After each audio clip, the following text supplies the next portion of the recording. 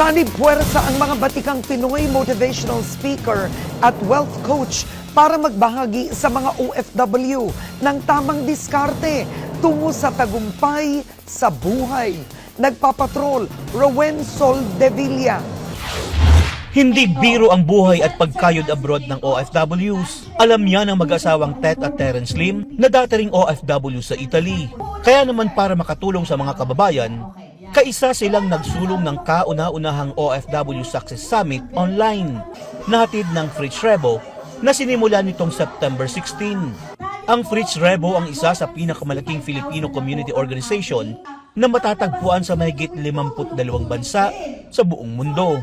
Kaya po, ginawa namin, pinagsama namin lahat na world-class, best of the best, inspirational speakers at mentors. Katulad po nina Francis J. Kong, Chinkitan, Joe Damango, pati kami po ay nagsasama-sama na para ibahagi sa inyo yung buhay namin bilang isang OFW na ngayon natupad na yung pangarap.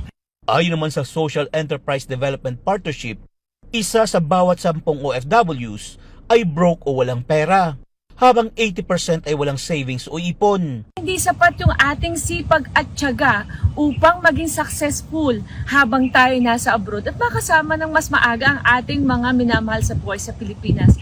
Kailangan po natin na magkaroon ng winner na mindset, winner sa kaperahan, winner sa ating mga pamilya at relationship, at winner sa lahat ng diskarte habang tayo ay nag-a-abroad.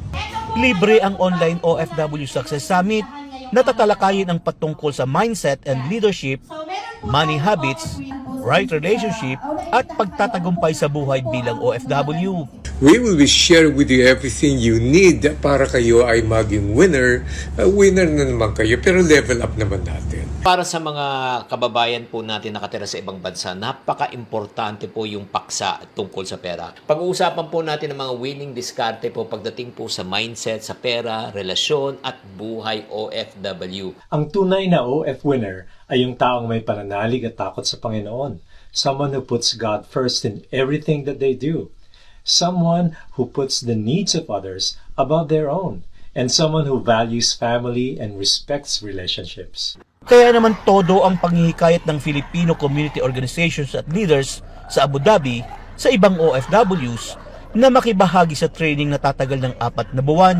The leaders are actually very excited to cascade the information. Hindi lang tayo para sa mga leaders, para din po sa mga members natin at saka the whole OFW at saka Filipino community dito sa Abu Dhabi. Talagang napakaganda at nakakapag-motivate ng mga tao, especially sa mga OFW na mabago yung mindset nila. Actually, narinig ko na yung Fritz Rebo dati. Hindi ko alam na yung pala yung adhikain nila. Then this coming November 11 dito sa Abu Dhabi. Excited po ang lahat. So marami po kaming atin dyan. Magbibigay din ng libreng face-to-face leadership seminar si Francis Kong sa mga Pinoy sa iba't ibang bansa sa Europe at Middle East simula October 14 hanggang November 12, 2023. 4 na buwang magbibigay ng libreng seminars ang grupo para mas ma-empower ang mga OFWs. Para sa mga seminars, bisitahin ang Fritz Rebo page sa Facebook. Para sa TFC News, Rowen Soldevilla, ABS-CBN News, Abu Dhabi.